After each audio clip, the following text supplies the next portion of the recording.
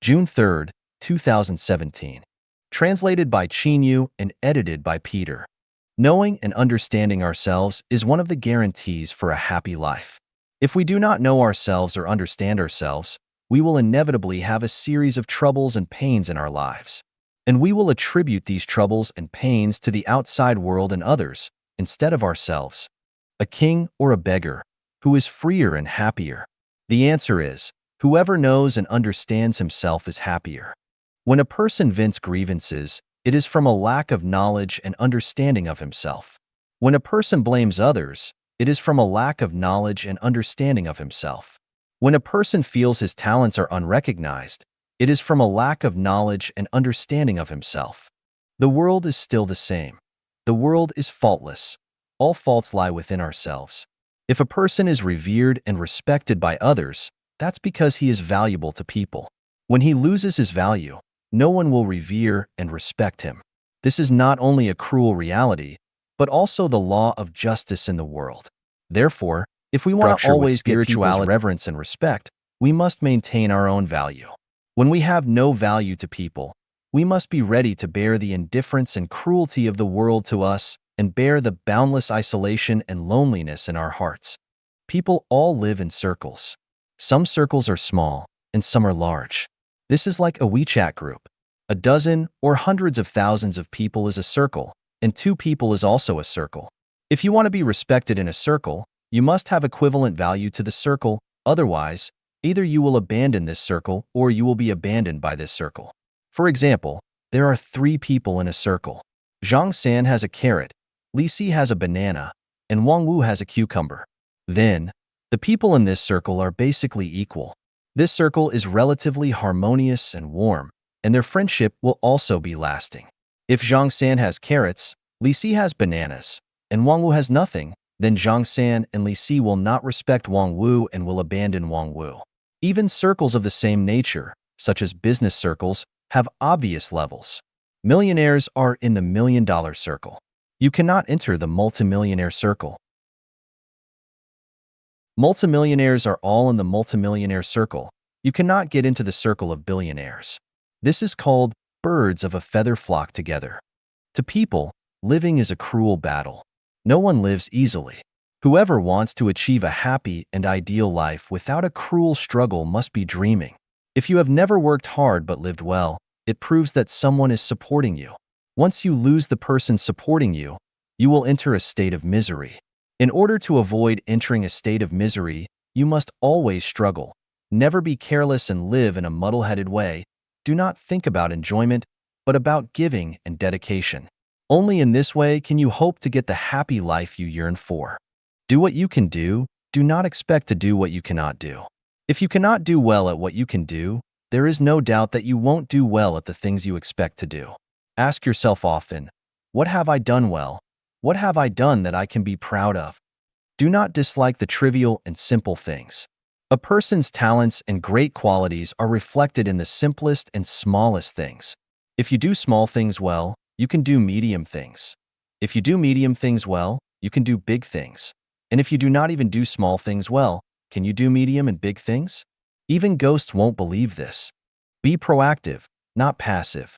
As a child, do not always hope that your parents will arrange everything for you. As a student, do not always hope that the teacher will arrange everything for you.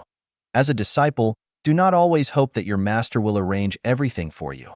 As a subordinate, do not always hope that your superiors will arrange everything for you. As a citizen, do not always hope that the president and the central government will arrange everything for you. If we do not give full play of our intelligence and wisdom now, we will never receive support and promotion from nobles. We will lose the steps to promotion forever, and we will never release our inner energy to liberate ourselves or change our bad fate. 超越时空，活在未来. Transcending time and space by living in the future. Xiefeng, June 16th, 2018. Translated by Chinyu and edited by Peter. Man is life. Life is a non-material structure with spirituality. The core component of life is consciousness. For consciousness, there is no question of reality and illusion, no question of time and space, and no question of past and future. Reality and illusion, time and space, are a problem that stubbornly exist in human perception. For life itself, these problems do not exist. The essence of life is perception and experience. Without perception and experience, there is no life. In other words, life without perception and experience does not exist. As far as perception and experience are concerned, there is no difference between dreams and reality. There is no difference between playing games online and directly participating in games. There is no difference between virtual and real situations. There is no difference between a face-to-face chat and a dream chat. There is no difference between recalling the past and looking forward to the future. And there is no difference between concrete practice and imaginative practice. For example, in the illusory scene of dreams, what we perceive and experience in dreams is the same as what we perceive and experience in reality. So long as it is perception and experience, for life itself, there is no problem with the illusion of reality, no problem of past, present, and future. Human cognition can never go beyond reality, time, and space. This is the limitation of human cognition. This limitation restricts our thinking to four-dimensional time and space, so that we cannot break through the shackles of reality, time, and space. The sayings and viewpoints of living in the present are the most typical examples of cognition and thinking fettered by reality, time, and space. In other words, the cognition and understanding of living in the present is purely human thinking. It is not the cognition and thinking of lives higher than human beings. Now, let's discuss the feasibility of transcending time and space from human cognition. What has happened is called the past or history. What is happening is called the present or now. What is going to happen is called the future or the time to come. Now let's make a choice. Would you like to live in the past, in the present, or in the future? For those who have had a good past, they want to live in the past, but also look forward to the future. For people who have had a painful past, they do not want to live in the past. So, how many people are willing to live in the present? Except for those who are enjoying life at this moment, most people are willing to live in the future because the future has not yet happened, and they can look forward to a happy situation. The main point of this article is that now is the most difficult time for life. Food, clothing, shelter, transportation, birth, aging, sickness, and death have brought enough worry to people. Electricity bills, water fees, internet fees, gas fees, fuel fees, transportation fees, vehicle, house, etc. repair costs, house rent, and land tax have given people enough to be anxious about. The giving of presents between people is annoying enough. Personal safety is also worrisome, and the natural disasters and causal disasters that occur anytime and anywhere are heartrending. Therefore, living in this moment is the most troublesome and painful experience. Since life lies in perception and experience, it is wise to consciously avoid and escape the current situation of confusion and sorrow. There is a sad reality that we have to face. Nearly 1 million people commit suicide every year around the world. Millions of people attempt suicide. Hundreds of millions of people have thought of suicide. Why do they commit suicide? Because the present is too bitter, there is no hope, no turning point, no bright future, so they just choose to commit suicide.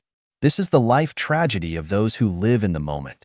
Now let's envision that if a person in such current distress knows that he will receive 1 million yuan tomorrow, or will encounter a noble person who will bring himself out of a real tragic situation, or the world will be reversed and his sorrow will end soon, or he gets to know in a few years that he will turn the situation around and become successful, or knows that he will enjoy a wonderful life in the endless heaven in the future, then, will he commit suicide? Of course not. Not only will he not commit suicide, but he will live happily every day. This means that letting the consciousness live in the future makes life better than living in the present. Therefore, allow yourself to live in the future and imagine that in the future you can live in the new oasis for life created by Life Genuine. Imagine that you are living in the 1,000-year world, the 10,000-year world, the celestial islands continent. In this way, your current misery will be alleviated. No matter how hard or difficult it is, you will survive it. Your current troubles and pains will disappear into smoke and clouds, and all worries and fears will be just illusions in front of you. Hence, you will feel that every day is interesting to live, just like playing games, and even if death comes, you will be fearless and even accept it with joy. This is the way to transcend time and space. We must know that the future is created by visualized thinking. The essence of life is perception and experience. In this case, living in a beautiful future is more meaningful and valuable than living in the present. One of the mysteries of life is that perception and experience determine the taste and state of life. That being the case, why bother letting the consciousness experience a miserable moment? Why not let the consciousness experience a bright future? Anyway, consciousness does not distinguish between reality and illusion.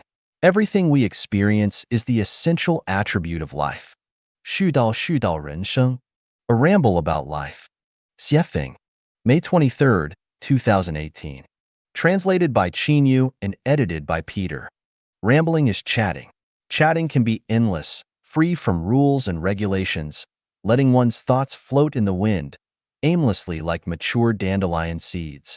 Everyone encounters two doors every day. One door leads to heaven, and the other leads to hell. Whether you go to heaven or to hell depends entirely on how you treat people and things. If you treat them right, your path ahead will be bright and full of flowers. And if you treat them wrong, your path ahead will be full of mud, and you can only trudge along. Every day in life, we are taking exams. What we should do and how to do it is the exam. The examiner is the greatest creator. Our ultimate destination is decided by the accumulated daily exam results. With excellent results, there is no doubt we will go to heaven. With poor results, there is no doubt we will go to hell. Every day in life, we can have the good fortune of meeting angels. In everyday life, we always deal with people. Even the person we meet in the WeChat group might be an angel. If we treat angels kindly and sincerely, our lives might turn around and we may get to know the secrets of life. If we treat angels badly, we may miss a good connection and a good future. Everyone's outcome is an accumulation of his lifetime's thoughts and behavior. Do not take the chance and think that if you hurt a person or life you will not be punished. It is impossible. Punishment is bound to come. Even if we once ridiculed someone, even if we once gave someone a contemptuous look, even if we once humiliated someone with vulgar language, punishment would inevitably come. Some punishments are obvious, but most of the punishments are without a trace. It just happens without our noticing of it. For example, we should have eaten ginseng fruit, but in fact we got sour plums. We should have done something smoothly, but in fact we encountered obstacles and resistance. To analyze and judge a phenomenon, three basic factors need to be considered. One is affection, one is reason, and one is nature.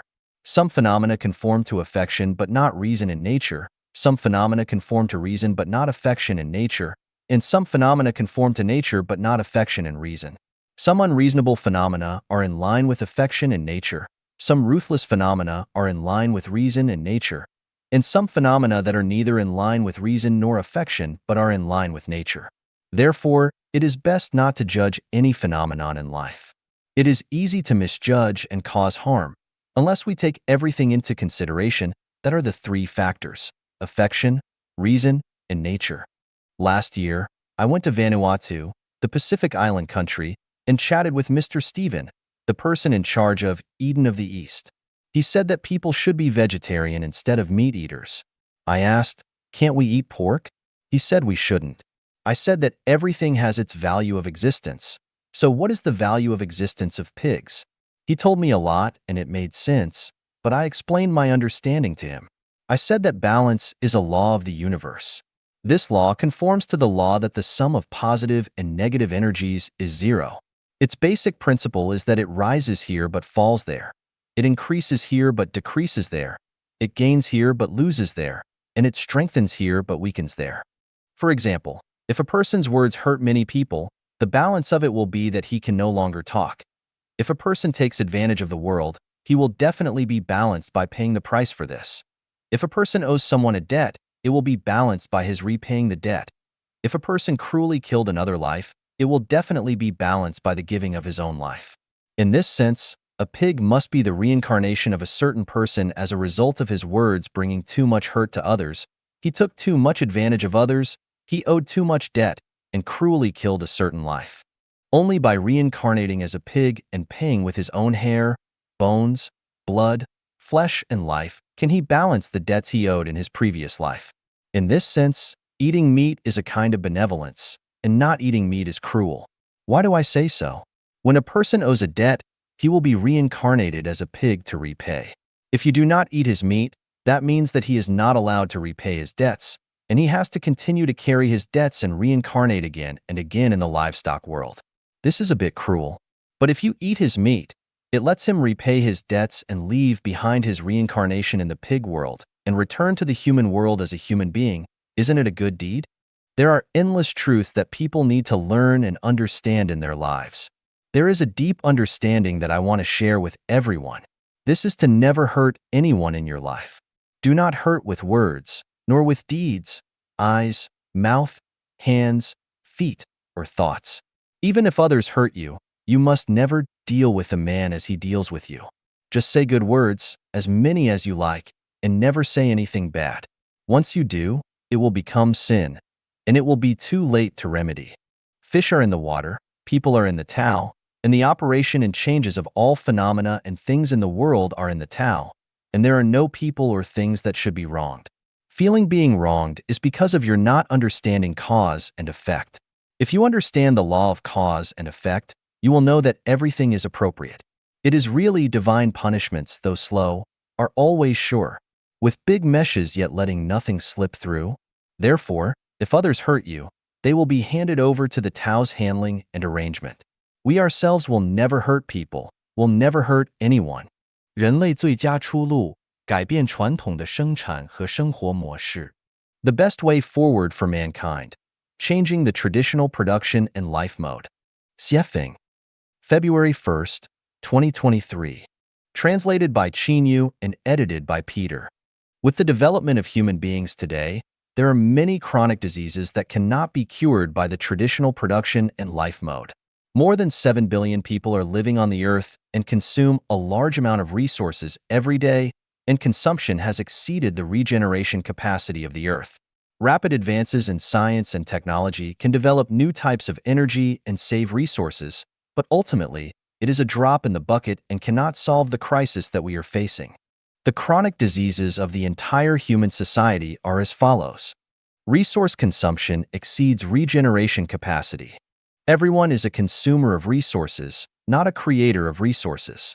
In the long run, the depletion of resources is an inevitable reality, and this problem cannot be solved by relying on the traditional production and life mode. The waste of resources. A large part of what people use in food, clothing, housing, transportation, birth, old age, sickness, and death today is extravagant and unnecessary. This problem cannot be solved by legal and moral teachings. It can only be solved by changing the traditional production and life mode. Official corruption and a slothful government. There are always contradictions between officials and the people. This problem has not been resolved for thousands of years. The problem is that the traditional production and life mode are fertile soil for corruption. If the traditional production and life mode do not change, the corruption of officials and government sloth cannot be eliminated. Conflicts between ethnic groups and between countries. The competition and conflicts between different ethnic groups and nations which are caused by resource competition and ideological differences have never been resolved in history. If these conflicts cannot be resolved, huge military expenditures will not be reduced, and wars will be inevitable. The huge damage that this causes to society cannot be avoided. The only measure to solve this chronic disease lies in changing the traditional production and life mode of human beings. The gap between the rich and the poor. Due to everyone's different talents and the efforts that different people make, it is natural and normal for people to have a wealth gap between them. However, if the gap between rich and poor becomes too large, conflicts will form. The most effective way to alleviate this conflict is not legal and moral teaching, not to mention administrative orders and taxation, but to change the traditional mode of production and life. The magic of money. With money as a medium of exchange, its value and function cannot be questioned and underestimated. However, when people regard the pursuit of money as the primary motivation and purpose of survival and life, social turmoil and personal troubles and pains will be the result. How can the magic of money be eliminated? Only by changing the traditional mode of production and life. The loss of integrity. The more there are people, the fewer the resources, the more intense the competition will be, and the lower the integrity of people will be. With the loss of integrity, the cost of communication between people, countries, and special interest groups will increase infinitely. This is not only detrimental to the welfare of all the people, but also detrimental to resource conservation and social stability. How can this problem be solved? Legal and moral constraints cannot play a major role, so it can only be solved by changing the traditional mode of production and life. The disadvantages of government planning and a market economy. Facts have proved that the government's plan will take care of one thing and overlook another will lead to the impoverishment of the people. The market economy is like the law of the jungle, which will lead to the weak becoming the prey to the strong, which is not the ideal state of human life. I have thought about many options of how to make the world favorable and harmonious, and for the people to live and work in peace and contentment. Finally, it has been found that the best plan is to replace the traditional way of production and life with the new way of production and life. So, what kind of mode is the new human production and life mode? In a word, it is a full replication and copy of the production and life mode of the thousand-year world of the kingdom of heaven. The model of this new mode of production and life on earth is the production and life mode of the second home created by Life Genuine. A brief summary of this new mode is: human beings will no longer enter the institution of marriage and family, but enter the program of the second home. Countries will disintegrate. There will be global cooperation and resource sharing. The scale of population growth will become lower than the regeneration capacity of the Earth's resources, and people will flow around the world designedly, allowing everyone to reach the state of life in the kingdom of heaven, where everyone owns nothing yet owns everything. This is not a dream, but a summary of the successful experience that has been practiced on the Earth for 15 years. May every citizen of the Earth get to know, think, and practice it. 人类最高级文明内涵 The connotation of the highest level of human civilization. Dayform Buddha. May 2, 2023. Edited by Peter. When human civilization enters the most advanced stage, there will be no laws, no countries, no currency, no marriage and family, and no forms of identification such as ID cards, passports, driver's licenses, work permits, medical licenses, judge certification, professor certification, and so on, and there will be no various types of business licenses. Readers may think that this is impossible. Without laws, without countries, without any identification, the whole human society will become chaotic. For example, if there are no driver's licenses, people who don't understand traffic rules will also drive on the road and will inevitably cause traffic accidents. I want to say that we cannot imagine the form and operating mode of the highest level of human civilization society with the current consciousness and living environment of people, but we can imagine that when everyone is selfless and exudes the nature of truth, goodness, beauty, love, sincerity, and trust from within, all the disputes in the world will be melted away. The unskilled driver will not drive on the road because he loves others more than he loves himself. Perhaps some readers may think that people cannot completely achieve unselfishness and selflessness, but in fact, when the traditional production and life mode of society will be replaced by the second home mode, people will find that the more unselfish and selfless they are, the more they will enjoy the joy and beauty of life and life to the greatest extent. We have proven this through 14 years of this production and life mode in practice. Without countries, laws, and marriage and family, will everything become chaotic? No. When we emulate the thousand-year world mode, we will find that the higher the degree of freedom, the more civilized people will become. The more restrictions and constraints, the more people's selfishness, greed, and opportunism will be stimulated. Moreover, when tens of millions of second homes are born on the earth, people will choose to enter these homes to live in, and all the homes will operate according to universal values and the way of nature. All people on earth will become members of this big family of homes, and no matter what they do, whether it is power generation, farming, clothing production, education of children, shepherding on the grassland, or technological innovation in the laboratory, people from all walks of life will become members of the Earth family. Without currency and private property, everyone will freely use their intelligence and talents, and all the issues of food, clothing, housing, transportation, aging, and death will be resolved by this big family. No one would want to keep currency or have private property. Each second home has 30 to 300 members, and each member rotates to work and live in another home for 3 years. When people around the world start to flow freely, there will be no more national, party, religious, or cultural barriers, and any turmoil and war will no longer occur. Hunger will also disappear, and the probability of theft, robbery, corruption, fraud, and deception will become negligible. I am very sure that everyone must have 100,000 questions in their hearts about this, but I can tell you that I have thought of all the problems you are worried about, and I know the solutions. I can also tell you accurately that no one's thinking in the world today is deeper than mine, and no one's solution to solving problems is superior to mine. Even if the Eastern saint that everyone is looking forward to comes, it will not surpass my theory and practice.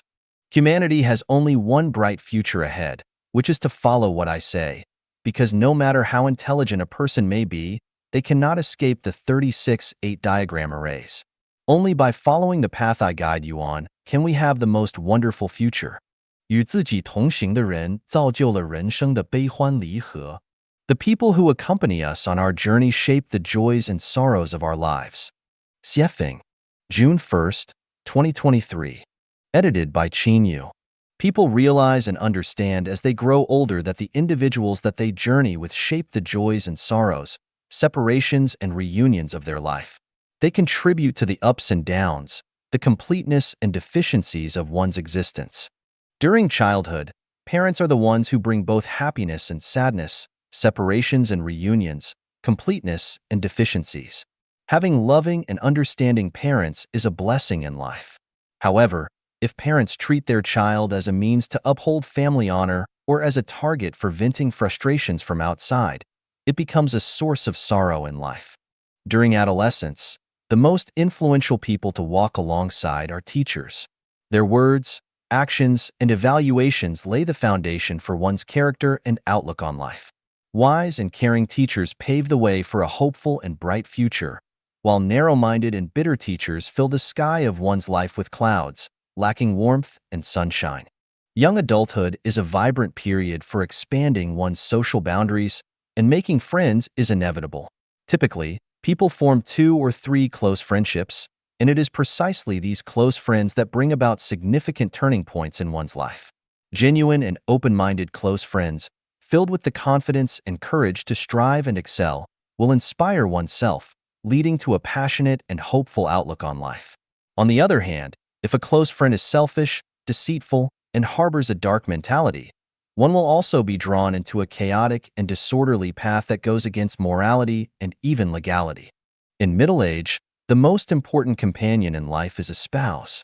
If one is fortunate to meet a considerate, capable, and affectionate partner who excels at managing household affairs, it is a great blessing. Conversely, encountering an unreasonable, selfish, and greedy spouse who lacks understanding and often voices complaints creates a life filled with bottomless sorrow and misery. In such circumstances, whether it is the husband or the wife, thoughts of suicide often emerge in their minds.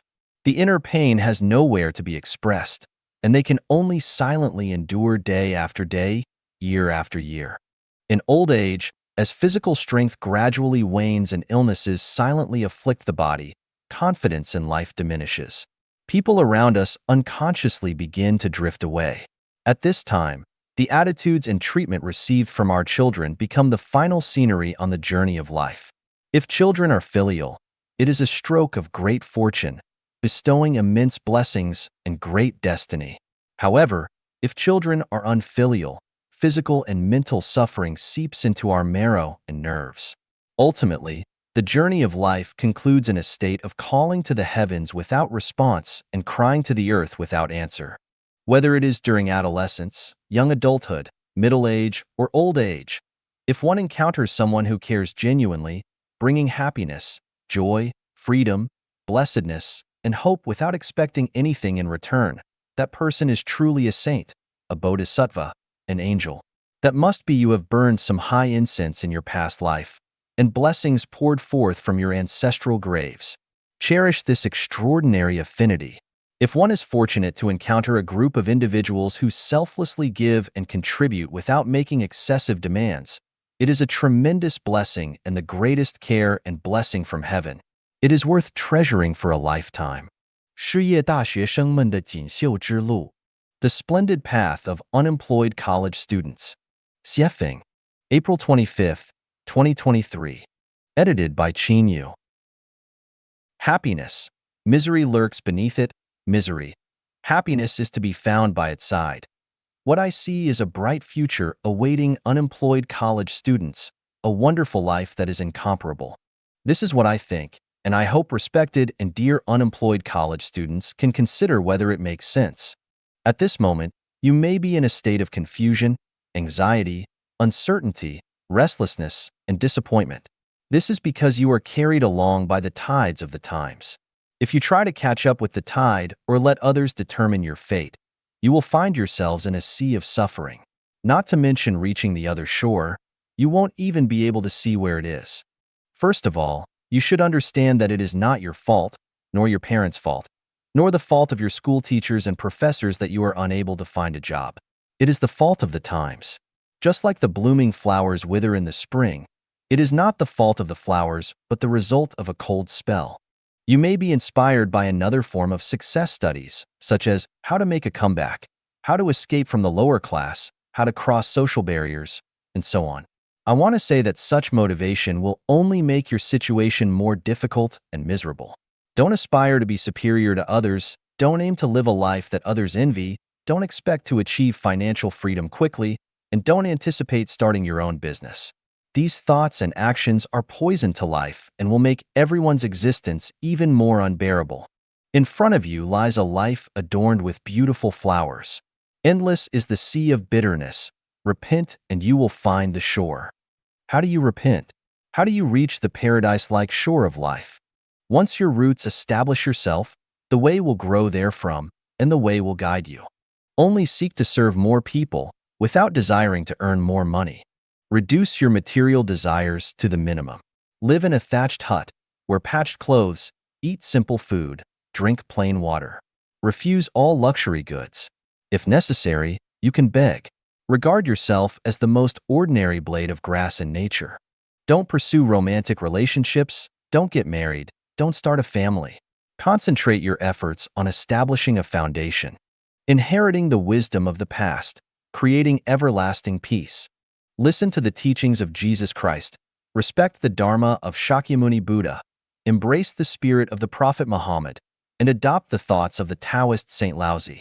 Regardless of how dark the world becomes, how fickle people's hearts are, how bleak the future appears, and how others may comment, dedicate yourself to unifying the world and ensuring the well-being of all people, allowing everyone to enjoy the blessings of life. Strive to make everyone possess everything while having nothing, and work hard to provide everyone with a means of livelihood. Regard labor as the foremost necessity of life. Adhere to this principle. The image of laborers is the most beautiful. Labor is the source of joy and happiness. Laborers possess the finest qualities. Engage in diligent work every day, create, and never allow yourself to be idle. Abandon laziness. Abandon getting something for nothing.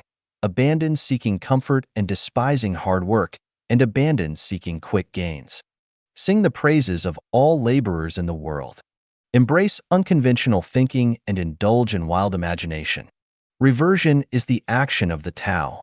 When the majority moves west, quickly move east. When the majority flock to the cities, quickly go to the countryside. When the majority prioritizes pragmatism, quickly prioritizes ideology. Whatever the majority criticize, quickly sing its praises, and vice versa. Distance yourself from money, power, fame, and profit, including distancing yourself from the wealthy, influential, famous, and powerful. Get closer to the most ordinary and common laboring masses.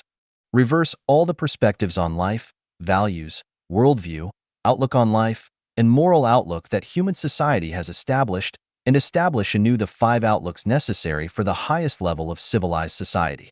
Then, you will discover the scenery of, just as the weary traveler despairs of finding a road, lo, a village appears, and the shade of willows and riotous flowers beckon. The path has been paved for you, and the future is definitely more beautiful than you imagine.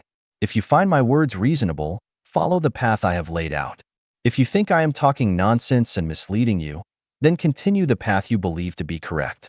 性的神力和魔力 The Power and Magic of Sex. Xiefeng, March 31st, 2021. Edited by Qin Yu. In the Bloodstream Sermon, Patriarch Bodhidharma said, "Nature, same as sex in Chinese, is Buddha. What propels society forward is sex. The universe is a dance of sex. The fulfillment of sex is the fulfillment of life and the fulfillment of the universe. In order for a person to become immortal, achieve enlightenment, and become divine, they must attain the fulfillment of sex." From the principle of Taiji, every life is polarized, either masculine or feminine. Only when the masculine and feminine unite can life become complete. The power of sex is immensely strong. It is impossible to transcend sex. It is self-deception. Sex possesses divine power and demonic power, which humans cannot control. Forcing control over sex will distort it and lead to sexual deviance. When sex is liberated, the world becomes peaceful, people become harmonious, and society becomes balanced and stable. Therefore, sexual freedom is both fundamental and ultimate freedom. Without sexual freedom, there is no personal freedom, no fairness or justice in society, and no possibility for individuals to become immortal, achieve enlightenment, or become divine. Thus, sex should bloom freely like wildflowers in the mountains and flow freely like rivers. Sex is amoral.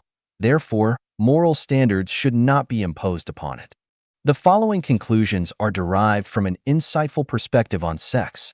They may be shocking, but I hope readers will not reject them based on outdated beliefs and moral standards.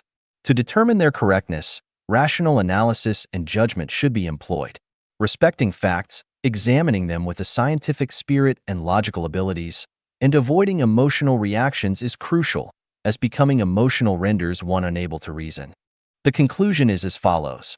Regarding anyone's sexual life and behavior, no matter how strange, bizarre, even absurd, or how promiscuous, licentious, immoral, or even deviant it may seem, as long as it does not harm others or society, as long as it is not forced and is willingly embraced by those involved, it should be tolerated and should not be condemned or even criminalized. For example, sexual intercourse between humans and animals, between a father and daughter, mother and son, grandparents and grandchildren, son-in-law and mother-in-law, and so on. For example, the fickleness of women and their involvement in multiple sexual relationships, the promiscuity of men and their involvement in multiple sexual relationships, and instances of infidelity within marriages, and so on. The myriad of unconventional sexual activities and patterns should be understood. Human society does not need to astonish or insult these individuals, nor should it hold them hostage to morality. I solemnly declare that I do not endorse the aforementioned sexual behaviors, but I can understand them. Those who have a full stomach have no idea how it feels to be hungry. The wealthy cannot truly experience the hardships and helplessness of the poor. Those with a full stomach cannot set standards for those who are hungry, and the wealthy cannot dictate norms for the poor. This is similar to how lions and tigers cannot establish behavioral guidelines for zebras and gazelles, and wolves cannot set boundaries for sheep. When the powerful drive of sex erupts, the best approach is to satisfy sexual desires. When satisfaction cannot be achieved, people will seek various ways to fulfill their intense sexual cravings.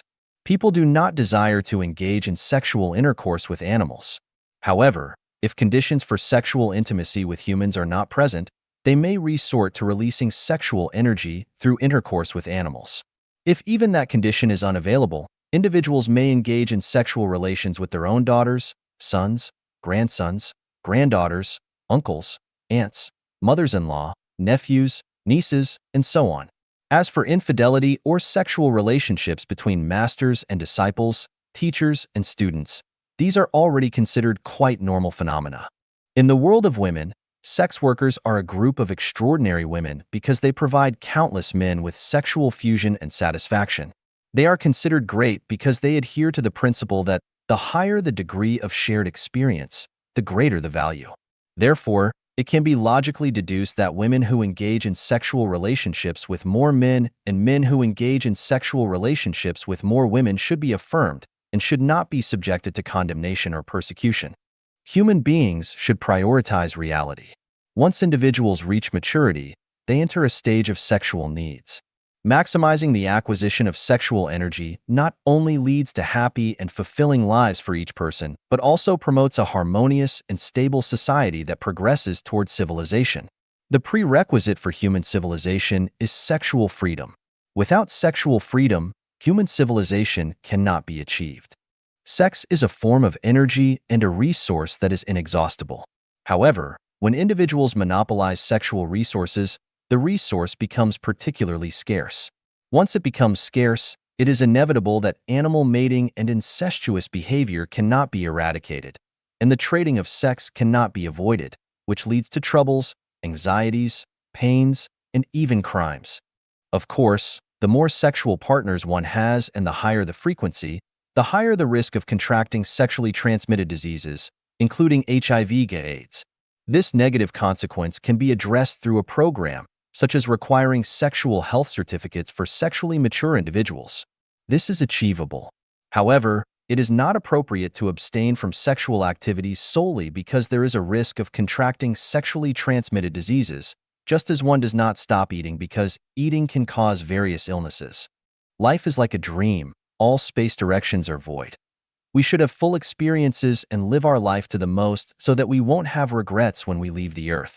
Being satisfied and dying blissfully is better than being consumed by worries and regrets. 地球64智论人类生存模式 One Earth, 64 Systems. On the Mode of Human Survival. Xiefeng. April 13th, 2021. Edited by Qin Yu.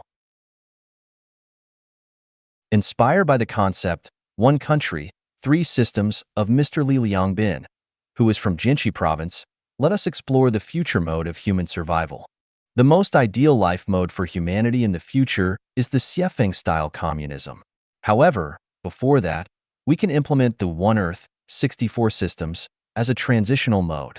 The so-called One Earth, 64 Systems implies that there can exist 64 different life modes on Earth. Let's examine the following scenario. In a circle, there are cows, horses, donkeys, sheep, pigs, dogs, chickens, ducks, and geese. Due to their different habits, food preferences, and physical characteristics, conflicts, arguments, and fights often arise between them. Chickens, ducks, and geese often complain that sheep, pigs, and dogs trampled on their eggs. Sheep, pigs, and dogs frequently lament that cows, horses, and donkeys snatch their food. Cows, horses, and donkeys often grumble about chickens, ducks, and geese defecating in their feeding troughs. All the animals blame each other for excessive flatulence, making it unbearable for anyone. As a result, no one is leading a good life, and it becomes impossible to live under such circumstances. To solve the above problems, moral education is futile and ineffective. The best approach is to separate them and provide each animal with its own enclosed space, corresponding to their species. This way, we can avoid mutual complaints and torment. The human species has some similarities to the livestock mentioned above. Some people prefer the capitalist way of life, while others prefer the primitive tribal lifestyle, socialism, communism, anarchism, democracy, dictatorship, rice, noodles, meat-based diets, vegetarian diets, monogamy, polygamy, or polyandry. The list goes on. When individuals with diverse preferences are forced into the same mode, conflicts, arguments, and even physical fights are unavoidable. The way to eliminate contradictions and conflicts among individuals is to allow them to live in their respective spheres where they can find peace and happiness. Therefore, my idea is the One Earth, 64 Systems approach. For example, all white people could gather in Europe, black people in Africa, and yellow people in Asia. This would eliminate racial discrimination. Those who prefer the capitalist system could come together to engage in capitalism, while those who prefer the socialist system could come together to practice socialism, and those who prefer the communist system could come together to pursue communism. Similarly, those who embrace Christianity could gather in one place, those who follow Islam could gather in another place, and those who practice Buddhism could gather in yet another place, and so on. Likewise, those who enjoy noodles could eat noodles, those who prefer rice could eat rice, Those who enjoy meat-based diets could come together, and those who prefer vegetarian diets could gather as well. Those who prefer monogamy could form their own society, those who prefer polygamy or polyandry could form their own society, and those who advocate for a society without marriage could form their own community for shared relationships. In this way, just like providing separate spaces for cows, horses, donkeys, sheep, pigs, dogs, chickens, ducks, and geese, humans no longer need to argue and fight with each other due to differences in personality, interests, and so on. Why 64 systems? Because human survival requires 64 elements, and none can be omitted. Do you see it? Cows, horses, donkeys, sheep, pigs, dogs, chickens, ducks, and geese are arguing together without any value or meaning, and their arguments will never end. Arguments between humans are also without value or meaning. The best solution is to live our own lives according to our own preferences. Can the above ideals be realized? Certainly not, because those in power won't allow it. Therefore, this proposal is only meant to bring some amusement to everyone when they have enough to eat and drink and have nothing else to do. 把每件小事做完美，你就是非凡之人. Completing every little thing perfectly makes you extraordinary. Xiefeng. April 23rd, 2021. Edited by Qin Yu. As someone in their 60s, I have some life insights and experiences to share with young people, which will undoubtedly benefit you greatly. The most valuable insight and experience from my half-century of life is that by completing every little thing you do perfectly, you become an extraordinary individual, and your life path will only grow wider as you continue. What are the small things you should strive for perfection in? The answer is that every small thing you do each day should be worth doing perfectly. Here are some examples.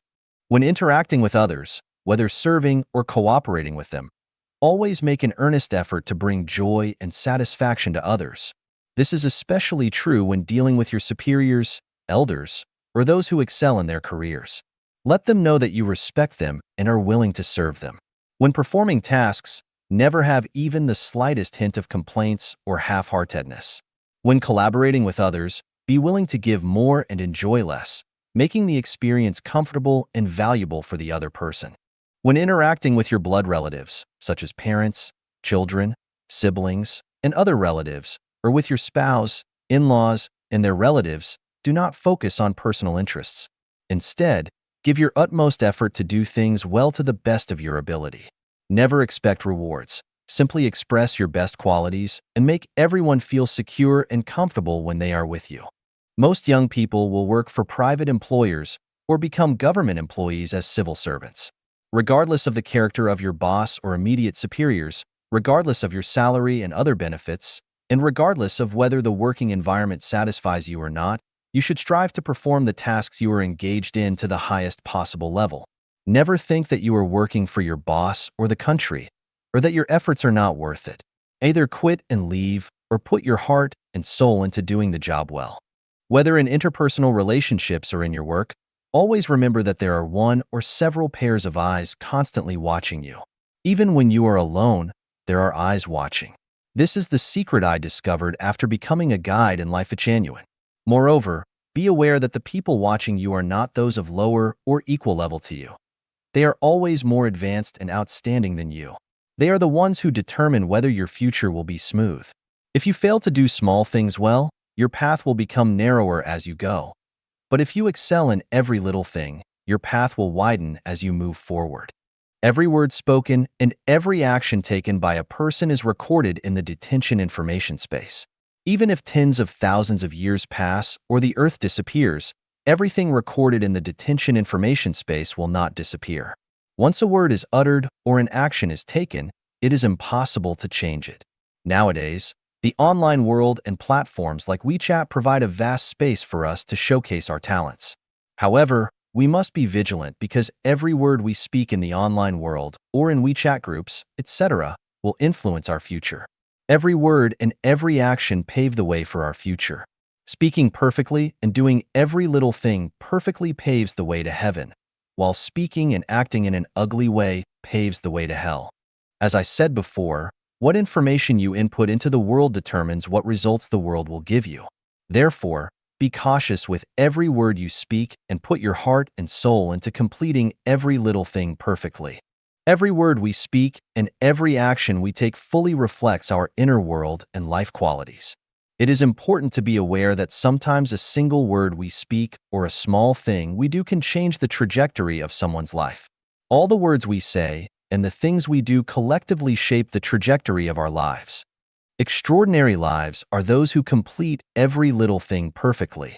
不幸是生命旅途上转折的起点. Misfortune is the starting point of turning points on the journey of life. Xiefeng, January 9th, 2022. Edited by Qin Yu. As a guide in Life Genuine, I understand that Life Genuine members who follow the guide to climb the peak of life know that whether it's the articles I write or myself, everything is presented truthfully and transparently to the public. I have nothing to hide or conceal. I am transparent. I am real. There is no hypocrisy, no artificiality, no pretense, no schemes, no tactics. What I say may not be completely correct, and what I do may not be flawless, but what I say and do is a genuine expression of my true self. I speak out about the insights, experiences, and viewpoints I have gained on my journey of life, hoping that they may have some value as references. I experienced the years of hunger in 1958 and 1960 and almost starved to death. That was misfortune. However, the result of this misfortune is that I have found every meal I eat in my life to be delicious, whether it's the sour taste of Northern cuisine, the spicy taste of Central cuisine, or the sweet taste of Southern cuisine. Whether it's Chinese, Western, or African cuisine, they are all enjoyable. This is because I have a belief in my heart that simply having enough food to fill our stomachs in life is happiness. In 1980, I studied at Zhangjiago Geological Technical School, specializing in being a fitter. During one semester, I was assigned to the automotive repair workshop to learn car mechanics. The master had 2 apprentices, and one day the master asked his 2 apprentices to let me practice driving by taking the car to the school playground. The older apprentice explained to me how to operate the car and then got out of the car. However, the younger apprentice grabbed the steering wheel and started the car, practicing without ever letting me drive. During the practice, students from the fitter class and mechanic class came to the playground for physical education, and the younger apprentice was driving in a reckless manner. It was unfortunate for me that the younger apprentice didn't let me drive, but this misfortune saved me from disaster. Every time I think of that scene sitting in the driver's seat on the school playground, watching the younger apprentice nervously practicing driving, I am grateful that fate didn't let me drive that day. If the person holding the steering wheel had been me instead of the younger apprentice, I could have driven and hit many classmates, with terrible consequences. I might have been born with the qualities to become an official. During my primary school, middle school, technical school, college, and the first semester of university, I was almost always the class monitor. At the age of 18, I became the deputy secretary of a brigade managing 11 production teams. In 1984, I was designated as the director of the 3rd echelon in the Geological Hydrology 3rd team. In 1988, I was designated as the principal of a school for children of employees in the Geological Bureau. In 1992, I was designated as the director of a prospecting machinery factory. Unfortunately, I messed up all these positions because I didn't take those official positions seriously. Looking back today, this misfortune was actually a great blessing. If I had become an official at the time, according to what my wife said in 1993, I would have already been the governor of Gansu province. If that were the case, there would be a 90% chance that I would have become a corrupt official and could have ended up in prison. Even if I didn't end up in prison, my name would certainly be infamous throughout history. In 1994, while I was abroad, the official's vehicle broke down. I was asked to drive it to Blavoy, more than 200 kilometers away, for repairs. As I was the translator, no one else could handle it. The owner of the repair shop was a white person who said it would take 3 days to fix the car. So I handed the car over to the repair shop and returned to the base. However, that evening, I was subjected to the official's insults. He wanted me to fix the car and bring it back the same day. Faced with such irrational treatment from my superior, I quit on the spot. This unfortunate event led me to leave the system I had finally entered. Later, I started my own business and embarked on the path of self-reliance. Thanks to the irrational insults from the official, I finally found my path to freedom. At a time when there were very few private cars in China, I already had a sedan and a van, and I was living in a spacious villa with a front and backyard and a swimming pool. I employed 2 people to maintain the garden and clean and wash clothes for me. Over 20 years ago, I had a car accident, an unfortunate event. However, it was that car accident that became a major turning point on my journey of life, completely changing the trajectory of my life and leading me onto the way of the greatest creator, finding the way to heaven. In China, due to the establishment of Life Genuine and the second home, I faced suppression from the government. Over 10 communities were destroyed. This was misfortune. But precisely because of these misfortunes, I was pushed to Canada. In Canada, the land is vast, and I live on 40,000 square meters of private land.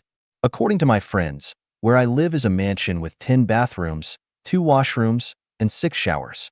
I enjoy a peaceful, harmonious, and secure heavenly life. From the aforementioned unfortunate events, what have we realized? In fact, when we encounter unfortunate events, we feel anxious, suffer, worry, and even become resentful. However, in most cases, misfortune is precisely the turning point in life. It is truly said, good fortune lies within bad and bad fortune lurks within good. When we understand this, when faced with misfortunes on the journey of life, we face them calmly, accept them willingly, and may even secretly rejoice. Therefore, when misfortune befalls us, we must remain calm, not panic, not go mad, not complain, and certainly not become angry. As long as we are alive, we can await the day when the clouds disperse and flowers bloom. The members of Life Genuine all know that when I lost sight in one of my eyes, everyone worried about me. But I smiled and declared, haha, from now on, I can see everything clearly with just one eye. Since the day I began losing my eyesight until today, I haven't really cared about the loss of one eye. Who knows whether it is a good thing or a bad thing? When the Chinese government released a video message calling the second home created by Life Genuine an evil community, I laughed and felt delighted all day long. How marvelous! Darkness curses the light, and the light becomes even brighter. Calling me Xiefeng, evil only serves to prove that it is a case of thieves crying, "Catch the thief." As a result, the status, value, and significance of Life Genuine in history will shine even more brilliantly, and future generations will have profound respect when they hear about Life Genuine. When numerous unfortunate events occur on the journey of life, congratulations! The gates of heaven have already opened for you. Misfortune is the starting point of turning points on the journey of life. Please cherish misfortune. 仇富必将贫穷. Hating the wealthy will lead to poverty. Xiefeng, January 12, 2022. Edited by Qin Yu. Philosophy tells us that the principle of unity of opposites is universal in the universe. For everything, there exists something that is its opposite. If there is an up, there must be a down. If there is beauty, there must be ugliness. If there is wealth, there must be poverty, and so on. This existence of opposites is not only reflected in the external world, but also within ourselves. It means that within the same person, there can also be opposing aspects. For example, if you dislike wearing clothes, then you can only be naked. If you dislike the truth, you can only live in falsehood. If you dislike men, you can only become a woman. Therefore, if you hate the wealthy, you will inevitably head towards poverty. From this, we discover a pattern. Things tend to move towards their despised opposite. Based on this pattern, we can draw the following conclusions. If you hate heaven, you will move towards its opposite, hell. If you hate hell, you will move towards its opposite, heaven. If you despise landlords, capitalists, and the wealthy, then you will move towards being a poor farmer, a wage laborer, or a beggar. If you despise violence, you will move towards peace. Likewise, if you despise peace, you will move towards violence. If a country eliminates all the rich people, that country will inevitably move towards poverty. If a country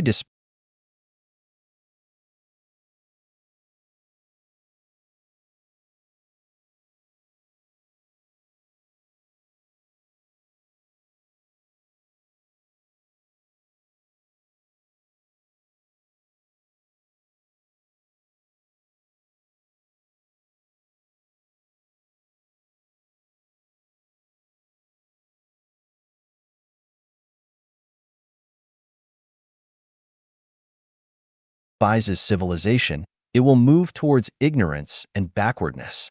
If all members of a nation respect, admire, and protect the wealthy, that nation will move towards prosperity and strength. On the contrary, if everyone discriminates against, insults, and suppresses the wealthy, that nation will move towards poverty, backwardness, and weakness. Likewise, if a nation, a country, despises nations and countries that are wealthier and more civilized than itself, that nation and country will inevitably move towards poverty, isolation, backwardness, ignorance, and barbarism. From this, we can draw another conclusion. You will move towards what you like. If you like cleanliness and tidiness, you will get rid of filth and messiness. If you like wealth, you will overcome poverty. If you like saints, you will transcend being a laity or mortal. If you like freedom, you will break free from the shackles of slavery. If you like heaven, you will escape the engulfment of hell. Our reality is created by our consciousness. A consciousness of poverty can only create a reality of poverty, and only a consciousness of wealth can create a life of abundance. Just look at Israel and Japan, and then look at Zimbabwe and Venezuela. The logic is evident. Do you want to live in heaven? If so, you must first have the consciousness of heaven. How can you have the consciousness of heaven? Take a look at my descriptions of the 1,000-year world, 10,000-year world, and the Elysium Celestial Islands continent. With those descriptions, you can have the consciousness of heaven. If you don't believe in my description of heaven, then look at the production and living scenes in the real second home on earth. They can also nurture the consciousness of heaven. Without the consciousness of heaven, no matter how much you practice or strive, you will never reach heaven. In conclusion, hating the wealthy will lead to poverty. Consciousness determines one's present situation and future. 如何走出痛苦? How to break free from suffering. Xiefeng, January 15th, 2022. Edited by Qin Yu. Feeling uncomfortable, depressed, troubled, anxious, worried, fearful, disappointed, and hopeless are forms of suffering. Suffering originates from three aspects: physical, mental, and spiritual. Physical pain can be endured and healed, and spiritual pain can be eliminated by establishing faith in the greatest creator. However, suffering arising from the mind is difficult to overcome and dissolve.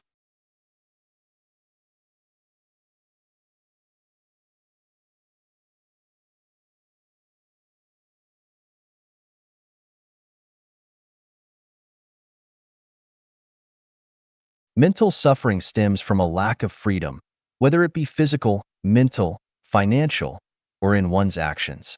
Any form of restriction on freedom can lead to mental anguish. Therefore, the core root of mental suffering lies in the inability to experience freedom.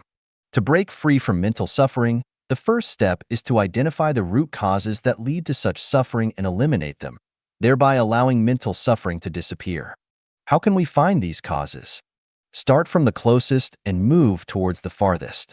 Because the closer something is, the more likely it is to cause suffering, while the farther away it is, the easier it is to bear the resulting pain. Starting from the closest, the people who have a close relationship with oneself are likely to be the source of mental suffering. Spouse, parents, children, siblings, relatives, neighbors, colleagues, friends, superiors, subordinates, teachers, masters, partners, fellow practitioners, etc. Moving towards the farthest, factors that cause mental suffering mainly come from thieves, bullies, hooligans, gangs, families, tribes, extremist groups and organizations, nations, states, governments, political parties, and religions, etc. For example, restrictions on physical freedom mainly come from marital relationships, restrictions on mental freedom mainly come from political parties and religions, restrictions on financial freedom mainly come from relatives and market monopolies, and restrictions on freedom of movement mainly come from the machinery of the state. When faced with suffering, moral education and preaching from sages and religious doctrines hardly have any effect. Spiritual practices and inspirational quotes may temporarily numb the pain. So-called spiritual cultivation and chicken soup for the soul are merely scratching the surface, and the fundamental solution lies in rebuilding the order of human production and life.